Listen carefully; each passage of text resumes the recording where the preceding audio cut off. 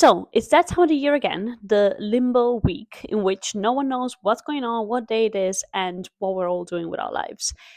Don't be one of those people that gets to January 2026 and doesn't know where their money went last year and what their plan is for the year to come and how to maximize on those financial gains that we all want to be making. This is the video to help you understand what to do, what key things to do so that your 2026 is the best financial year you've had yet. So, if you want to hear from me what the top tips are, the things that I do every single year to make sure that I'm setting myself up for success and I'm maximizing on my future income, and do keep on watching. And if you're new here, hi, my name is Francesca. I help ambitious, high earning professionals take control of their finances, people that basically wonder, wait, I should be having more money. Where is all my money gone at the end of the month? I help them understand where their money went and how to maximize for financial freedom. So if you're interested in this type of stuff, then keep on watching for more tips. And if you want to work one on one with me as well, I'm going to drop a link to my Calendly below for some personal coaching. So, the first thing you have to do, and you knew this was coming, but there's no escaping it, you need to understand where your money went in 2025. Now, if you haven't been tracking your money religiously or as neatly as you would like to, that's fine, don't fret.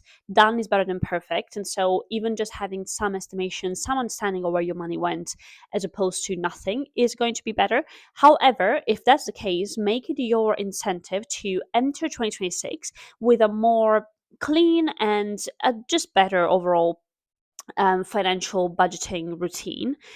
This is not the time to clean up a new slate, right? Pull up a new slate, start afresh, and really starting to track where every single pound, dollar, euro, whatever currency you use is going so that you take control of your finances. Because this is, to some people, sounds like a boring step, but if you don't know where your money is going, then there is no way that you can plan to save X amount of money, to invest X amount of money, to plan towards some big financial goals because you don't know what actually you have to play with. So step number one is going to be to look back at where your money went in 2025 and assess if you're genuinely happy with the split of your finances. So, are you happy with how much you spent on, let's say, travel, or how much you spent on your nails, on your hairdresser, right?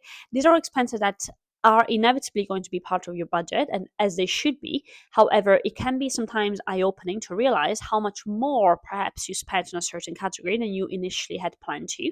And this is not a time to potentially reassess and reconsider whether you're happy with it or if it's time to go into the new year with a different budget in mind and a tighter, perhaps, allocation of your assets into that category specifically.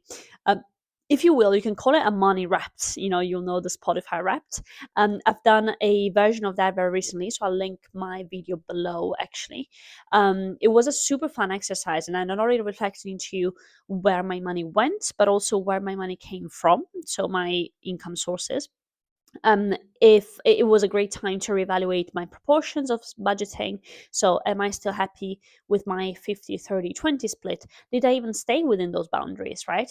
And also reflecting on what my best expenses were, my regrets were, and setting goals for the new year. So step number one is you are going to take a look at the past year, where your money went, and critically assess if you're happy with how the financial year went. One other thing that is super interesting and that hopefully will come out of this exercise is trying to spot any patterns perhaps in your spending. So do you notice that perhaps in winter months you gravitate towards more, eating out, any types of comfort, perhaps going to the cinema more than you do in the summer months where maybe you go out for drinks more and things like these? Is there any repeatable patterns that you can even bake into your budgeting for next year? And so if you know that, for example, you will spend more time traveling, let's say in summer, can you over allocate towards that category in your budgeting exercise as you go to the new year, so you avoid being taken aback and by surprise by these bigger and larger expenses? And one other thing, last thing that I recommend in this auditing is, do keep together the investments and savings as part of your expenses, right? And in the budgeting, for example, I also normally on a monthly basis split the two. So I will have my savings and investments. I'm not going to kind of like bake them with the essentials or with the non-essential expenses. It's a separate category. However, when I do a yearly tally of it all, I do put them all together so that I have a clean and clear understanding of if I've left any money on the table at the end of the year that I could have otherwise spent and invested in some better way. So I will share my yearly review template below, and in that way, if you keep it that way, it's automatically calculated that way, so you don't need to change anything. But it's just a different way of thinking about your money to really spot if there's any leftover cash that could have been used or like put to use in a better way, aka invested. Part is very, very simple, and I actually took this from Ramit Sethi's I Will Teach You to Be Rich book. In case you haven't read it, highly, highly recommend it. But it's simply doing an auditing or a review of your recurring expenses. Now, what I recommend doing is having a tracker that keeps track of all your monthly subscriptions, be they essential or non-essential. So when I say essential, I mean stuff like your phone bill, your gas, electricity, things like these, but also non-essential, that would be your Netflix or Spotify or whatever other subscription that you're using. So keep a tally of those, and so you can see on a monthly basis. But it's important that in a yearly basis, on a yearly cadence, you also critically assess a is there still something that you want to be spending money on, right? Because it perhaps is a purchase that you made back in March 2025 when you thought that this particular product was going to be useful for you, but turns out you used it 3 times in the subsequent 10 months, right? So time to perhaps cancel the subscription. It's also a time where you can negotiate a decrease, right? And so it's very, very scary for people to think about doing that. Most people assume that it's not going to be possible to negotiate your bills, your phone bills, your Wi-Fi bill, whatever. But it's actually way more doable and possible than we think it is. So definitely recommend reading that section of Ramit Sethi's book. I can include some snippets below. But in essence, is take stock of your recurring hidden fees that you kind of like taken for granted are part of your spending, and critically assess, do I still need it? Is this still serving me? And is there a way that I can cut this, minimize it, negotiate it down? And it's incredible how much that compounds when you annualize. Third step is to also take stock of your cash buffer or your emergency fund. So this can be as simple as saying, hey, am I still happy with the amount of money that I have in my cash pot, wherever you're allocating it? Hopefully a high yield savings account, a place where it has at least like a 3.5% interest. Side note. But definitely ask yourself, am I still happy with it? Do I have enough to make me feel comfortable? I had a call today with someone that was saying that they know that, ideally you would have 6 months of expenses in your cash, like a rainy day fund. However, she thinks that she needs at least 12 months to feel comfortable and safe. And so that's a choice that she made. Is not the most rational choice, right? Because she's probably over allocating to cash and she could instead be investing that money. But money is seldom rational, right? It's also a lot to do with emotions and safety and security and feelings.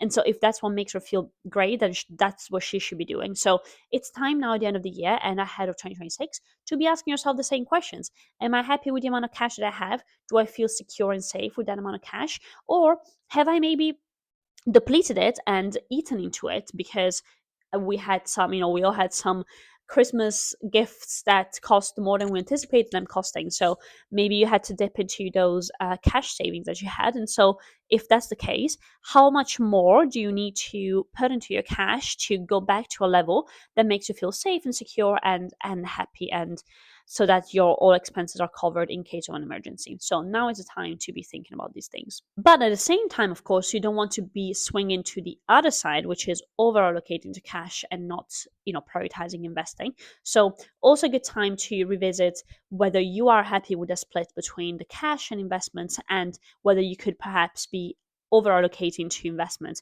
if you're happy with that baseline of cash that you have in the bank and ready for any emergencies. The fourth step that I like to do every year is to take note now of any upcoming big financial dates that you cannot miss ahead of the next year. If you're in the UK, that would be your fiscal year runs from April to April, specifically from the 6th of April 2025 to the 5th of April 2026. and each subsequent year. So you want to be ahead of that and know that any contribution to, for example, your ISA, so your 20K ISA allowance, resets on the 6th of April. So just work with that, see how much you have left, and plan ahead to try and be as close to maximizing that allowance as you can, because it's going to reset and it's going to be lost forever. So it's time now to take note of those key dates, write them in your calendar so you don't rely on your brain or on your head to just remember that. We have so many things to remember. Can't say that enough. Um, and also make sure that you are, taking care of any um, fees or any deadlines that your workplace might be setting. They might have the same deadlines to contribute to a certain pension pot that they have specifically set out for you, or same could be for a bonus. When are you going to receive your bonus, right? For me, for example, that's in February of every year, so I want to be playing and planning ahead to make sure that I'm in as a tax efficient position as I can be by the time that I receive that, yearly bonus in February, and so it doesn't screw my allocations and doesn't really mess with my allocations. So now's the time to note down key understandings and key dates. Also, if you're self-employed, you may have to file for a self-assessment in the UK, and similarly in other countries you'll have similar deadlines to respect. So now's the time, don't miss them. You don't want to be taxed for something that could be avoided very easily at the beginning of the new year. Second to last thing is, and we've kind of like circled around it, is reflecting on what you want to achieve in 2026, which is easier said than done. But it's important to set very clear and quantitative goals for financial milestones and key achievements you want to work towards. And as with any goals, but especially with finance goals, it's very easy to actually quantify them and make them very concrete. So don't say, oh, I want to be richer. Oh, I want to feel freer and more secure. That's great. That's a feeling, though. That's not a goal. So a goal could be, oh, I want to reach X net worth by X, end of year next year. Or I want to be saving 35% of my income every single month, or like investing, ideally investing.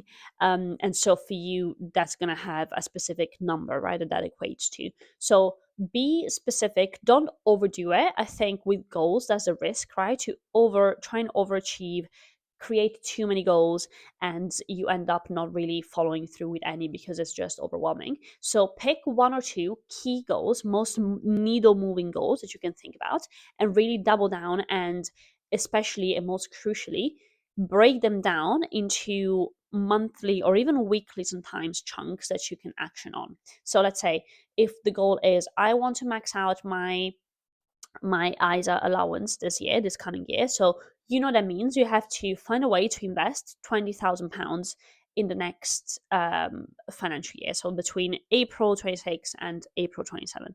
So what that means is you need to start breaking it down for in terms of what that means monthly. So that's going to be what 1.6K, I think, roughly.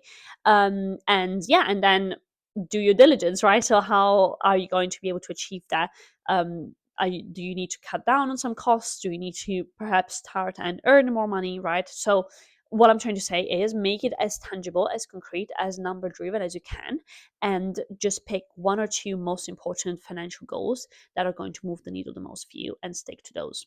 And last but not least, as always, the more you can reduce friction, aka the more you can create automation into your investings, the better and the more likely you are to actually stick with your goals and with your plans. So this closely follows the previous goal that I set out, or the previous kind of like to do, which is setting goals. After that, you're going to be asking yourself, how am I going to do it?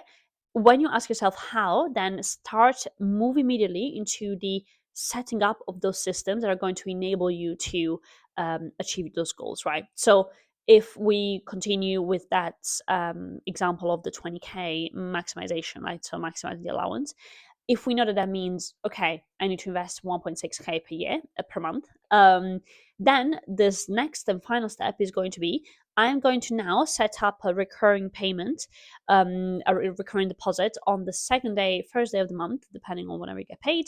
And it's going to go directly into my investment brokerage account. And I'm not even going to have to think about that.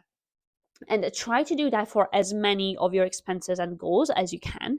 I always talk about how automating for key expenses like your rent, your bills, all of that, should even be a question. Like, it's just be something that you do and you don't have to think about that. So I think in summary, right, it's very simple. The key takeaway is take a look at what went well in 2025 and also what did not go well. What are you happy with? What are you not happy with in terms of your behavior and relationship to money? And think ahead, right? Do a little quick review, a little audit, see what are things that you can change to optimize your situation, and then go into 2026 with clear goals, key priorities, and a system that helps you do all of that. I think it's something that you can all do independently. I would be more than happy to help you in the journey if you need a little bit more guidance and support and more tailoring with the how and the what and the why. But having said that, I hope you have the best year yet in 2026, and I'll see you then. Bye bye.